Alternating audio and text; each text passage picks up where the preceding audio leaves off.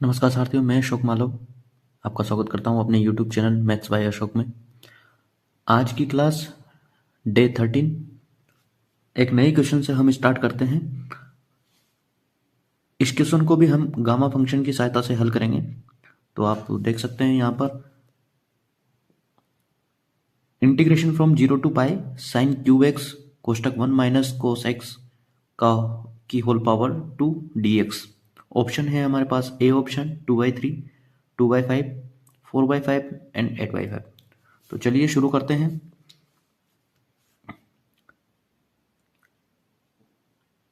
सबसे पहले हम साइन एक्स को इस प्रकार लिख सकते हैं 2 sine x/2 and cos x/2।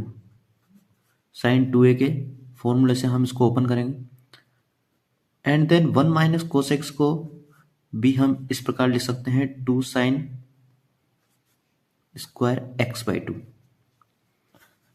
तो इन दोनों की जगह हम ये वैल्यू यहाँ पर पुट करेंगे। तो देखिए ये क्या हो जाता है 0 टू पाई साइन एक्स की जगह हम ये वाली वैल्यू पुट करेंगे 2 sine x/2 cos x/2 and whole power cube 1 minus X की जगह यहाँ पर आ जाएगा 2 साइन स्क्वायर x/2 और इसका स्क्वायर साथ में dx। अब हम इसको इस प्रकार जब आगे बढ़ाएंगे तो ये हो जाएगा इंटीग्रेशन फ्रॉम 0 टू पाई 2 की क्यूब यानी कि 8 यहाँ से बाहर आ जाएगा sine cube x/2 and cos cube x/2। यहाँ से 2 की पावर 2 यानी कि 4 यहाँ से बाहर आ जाएगा एंड साइन की पावर 4 x/2 और साथ में dx। जब हम इसको आगे बढ़ाते हैं तो 8 4 से मल्टीप्लाई होकर 32 बाहर आ जाएगा and 0 to pi integration sine cube and sine की पावर 4। तो ये साइन की पावर 7 x/2 हो जाएगा और कोस क्यूब x/2 हो जाएगा और साथ में dx।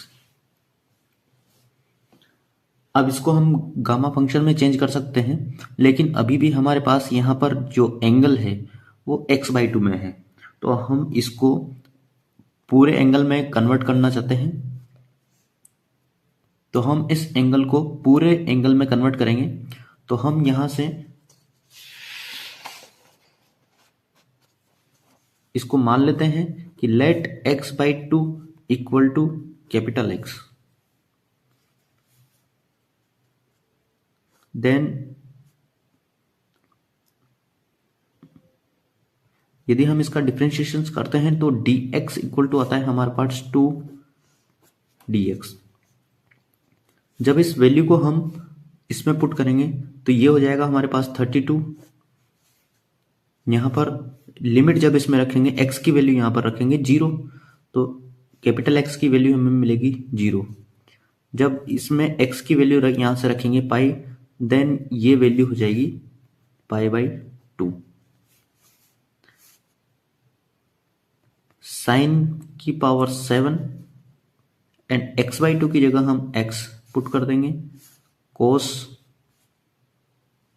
क्यूब ये x हो जाएगा और dx की जगह हो जाएगा 2 dx।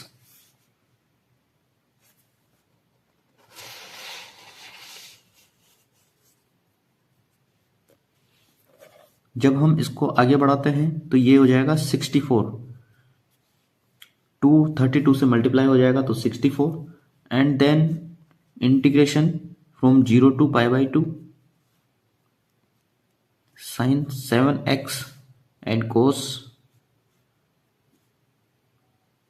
Cube x dx। ये हमारे पास गामा फंक्शन आ गया है। गामा फंक्शन में हमारे पास फॉर्मूला है कि 0 to π/2 sine m theta cos n theta d theta.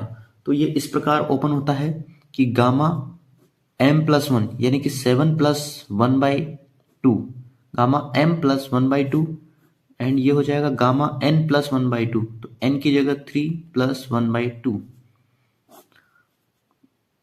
बटे में आता है अपॉन में 2 गामा m प्लस n यानी कि 7 प्लस 3 प्लस 2/2। जब इस 2 से हम 64 को डिवाइड करेंगे तो ये 32 आएगा। यहाँ पर बचता है हमारे पास गामा 4 एंड यहाँ पर बचता है हमारे पास गामा 2। नीचे हमारे पास बचता है गामा 6।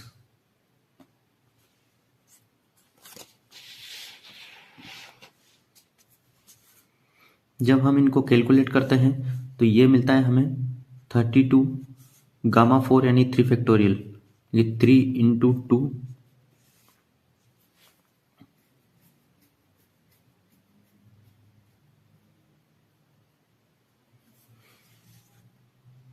इसकी वैल्यू 1 हो जाएगी एंड गामा 6 यानी कि 5 फैक्टोरियल, 5 इंटू 4 इंटू 3 इंटू 2। जब हम इसे कैलकुलेट करेंगे तो 3 एंड 2 से 3 एंड 2 डिवाइड हो जाएगा एंड 4 से 8 टाइम्स एंड लास्ट आंसर होगा हमारा 8/5। ऑप्शन की बात करें तो ऑप्शन डी हमारा राइट आंसर होगा।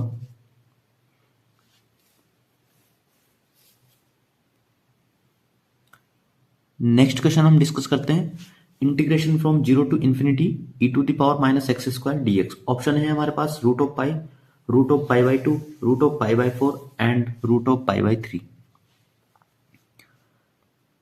जब हम इसको कैलकुलेट करेंगे तो हमारे पास गामा फंक्शन e की पावर माइनस एक्स में है, जबकि यहाँ पर एक्स स्क्वायर है। तो हम एक्स स्क्वायर को कोई ना कोई वैल्यू कंसिडर करेंगे। हम एक्स स्क्वायर को मान लेते हैं कि t, देन डिफ्रेंशिएशन करने पर 2x dx equal to 2x dx equal to हमारे पास आता है dt। देन dx की वैल्यू हो जाएगी 1/2 रूट ऑफ t dt। जब इस वैल्यू को हम इसमें पुट करते हैं तो लिमिट हमारे पास आती है integration from 0 to infinity 1/2 root of T.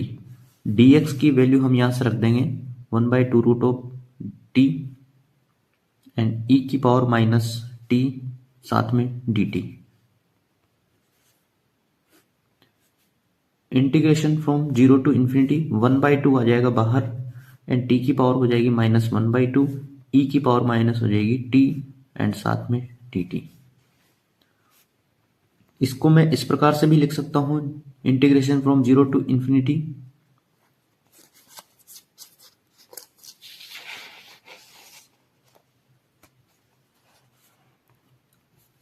t की पावर 1/2 -1 एंड e की पावर माइनस टी dt। हम जानते हैं कि गामा फंक्शन ये होता है gamma n equal to integration from 0 to infinity t की पावर n-1 एंड e की पावर माइनस टी dt। ये होता है हमारे पास गामा फंक्शन। देन जब इससे कंपेयर करेंगे तो हमारे पास ये मिलेगा 1/2 और इसकी वैल्यू निकल कर आएगी हमारे पास गामा 1/2 एंड गामा 1/2 की वैल्यू होती है रूट ऑफ पाई।